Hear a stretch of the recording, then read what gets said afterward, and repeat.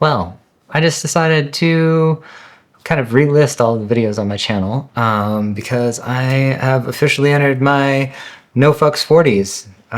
It took me a little while. I'm 43 and a half.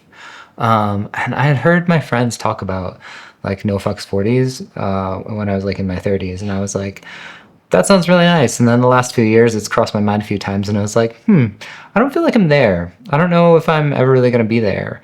But I'm so happy it's finally happening because I'm tired of caring what people think, and I'm certainly tired of feeling like I have to be respectable and digestible. It's really gotten me nowhere that I have aimed to get. And this video is for you if you also have felt like you have to be respectable and digestible. I want to be a voice in your ear no matter how old you are, that like you don't have to do that shit, because the best things in the world, I think, have come out of people that are not really concerned with how digestible they are or how respectable they are. And that stuff is such nonsense anyway. I mean, it is a product of colonialism. It is a product of whiteness. It is a product of straightness, like, but at the same time, like, we all get influenced by it to some degree or another, in some way or another. For me, I think I went from very much living this life of not caring because I really didn't have very much at stake, and I was also not particularly stable or authentically happy. I mean, I had lots of good times, and I did a lot of cool things in my younger life that I'm still proud of, by the way. Like, I don't think that should be obscured. I'm still proud of a lot of the work that I did as a performer and as an artist when I was younger, and the nonprofit work I've done. And, I've done a lot of really cool things, but I also was not a very stable person. I was up and down and all over the place all the time. And so I kind of like maintained a life where I didn't have a ton to lose. If you are one of those people that happen to know me back in the day, you probably know exactly what I'm talking about. And then it was in my like early 30s when I had a kid and I got cancer and had to like come like right face to face with my own mortality in a way that was different. And it was such a gift, honestly, which, if you've known people that have survived cancer, you might have heard that before. But I think to people who haven't been exposed to that, it sounds kind of weird, because with my own mortality in a way that was different. And it was such a gift, honestly, which, if you've known people that have survived cancer, you might have heard that before. But I think to people who haven't been exposed to that, it sounds kind of weird, because in a lot of ways, cancer is what saved my life and gave me a new life and motivated me to build something different. And I'm so grateful for that, even though it was a hard experience, and even though it left me with some difficulties and some things that I will continue to deal with. But I don't have cancer, by the way. Like, I'm good in that regard. But I do have to take exogenous hormones, which is like also whatever. That's like its own whole video on transness and hormones and all of that. If you guys want to hear that video, let me know in the comments and I'll try and make it. But it was through that experience of like having to get real with myself about, how was I living my life, which was, I was like taking care of my kid, but then I was still like weekend warrioring when I didn't have my kid. And, I was still taking psychedelics and all the unstable sort of lifestyle things I had built into my life when I was younger. So I just hadn't really committed to getting stable, and so I hadn't really committed to like getting stable and being healthy. And then from there, I started getting stable. I like got good at it, right? Like I got stable. I was like, I had like some shitty jobs for a little while, but then I started like consulting and I started coaching and I got into all these business and marketing things. And, you know, in those spaces, like they really, really want you to be like respectable and digestible, especially digestible, because, you know, if you're running a business, then you have to like have a niche and you have to do all this XYZ stuff for marketing. And I just like, I wish I would have known to just say like fuck that, but I didn't, because I was trying to do things differently, and like that was how I had approached things before. It was just like fuck that, like I'm going to do it my own way. And you know, it's kind of funny to think that like in some ways my old attitude was more correct than the one I tried to take on as I was like starting my business and everything, because as soon as I started to try and box myself in, part of me just shut down, because I don't function like that. Like I do too many things. I love knowledge. I love learning.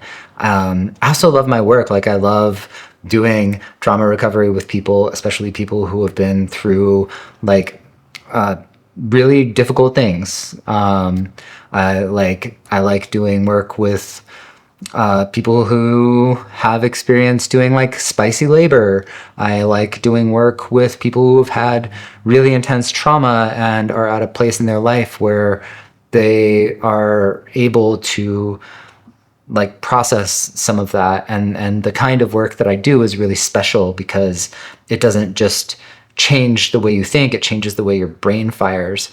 But I couldn't like figure out how to say all that stuff, because I had all these voices in my ears telling me like, you have to be digestible and niche down, you have to be respectable, like don't look too edgy. Like I had this kind of stuff said to me. And then of course at the same time, like I'm thinking of the person that said that to me, like totally like put me on blast as like their trans client so that they could like look very diverse. That was super weird. But you know, I guess what I'm trying to say is that as I got more stable, I started to feel like I had things to lose. And, oh, who's calling me? As I got more stable, I started to feel like I had things to lose. And the result of that was that I just went into this like sort of like automaton mode where I was like, okay, I have things to lose, therefore I must be respectable and digestible so that I don't have things to lose. so that I won't lose the things that I have. But like as I got more stable, I started to feel like I had things to lose. And the result of that was that I just went into this like sort of like automaton mode where I was like, okay, I have things to lose, therefore I must be respectable and digestible so that I don't have things to lose. so that I won't lose the things that I have. But like I think I didn't realize that it's like I had the things that I had, and I was getting stable the way that I was, in part because of everything that I had done and been through. It was just like a new angle on it. It was like a new facet on it. But I had kind of let myself get gaslit by not just society. There were voices in my life that were beyond the coaches that were benefiting from me thinking about myself negatively. And you know, that exists. That's real. There are people out there that will happily benefit off of our misery. And you know, I've had to learn some of that the hard way. And now I have much better boundaries, and that's great. And I'm really grateful for that. But it's taken me a long time to see now that like I don't need to do that. Like I don't need to try and box myself in. I can still love doing what I love. I can still love my work, and I can still be all the things that I am, and do all the things I like to do, which don't fit neatly into some package. Like, I mean, the only common thread maybe through everything I do is that there is some type of art to almost everything I do. But even that, it's like, it looks so different that it's not very algorithmable. This is a word I just made up. I hope you like it. And I wanted to make this video because I got onto my YouTube channel that I'm posting this on, and I saw that like sometime, I don't even remember when, but I had like made all of my videos private, and so I just undid that because I don't want to do that anymore. I don't want to like section myself off. I don't even know exactly what I'm doing next, but I know that it's not that, you know, it's not going to be this thing where only part of me is going to be visible. I really want to bring my full self to everything I'm doing. I want to bring my full self to my content. I want to bring my full self to the work that I do with people. I want to bring my full self to my music, to my video, to the art that I make. I'm hoping I'm going to start performing again because my body is doing better these days. And, you know, I want to bring my full self to that. So I don't think that any of us should keep sacrificing parts of ourselves in order to look a certain way or because we're afraid of losing something. I understand that that's not always accessible. And that's been really real for me in some of the situations I've been in over the last decade but at the same time, you know, I'm not saying for anybody else, but for myself, I like look back on like the places where I've perceived myself as like having to be a certain way because of external circumstances. And I am kind of at the point where I'm questioning how real that was. You know, it felt very real. The consequences were very real. And at the same time, like, I may have been better off just doing me and being me. I mean, there's no way to know, right? Like you can't go back in time and redo it. So here we are, you know, I'm 43 and a half. I'll be 44 in February. And I'm super excited for 44. 44 feels like, I don't know, my birthday is like 2/22. So like 44 feels like maybe it'll be like this like magnification of the triple twos. If I'm being like weird and numerological, but I'm excited. I'm excited that I'm finally feeling like myself again. I'm finally, even though I have stuff to lose, I'm not going to edit anymore. Like, well, I'll edit videos, but like I'm not going to edit myself anymore.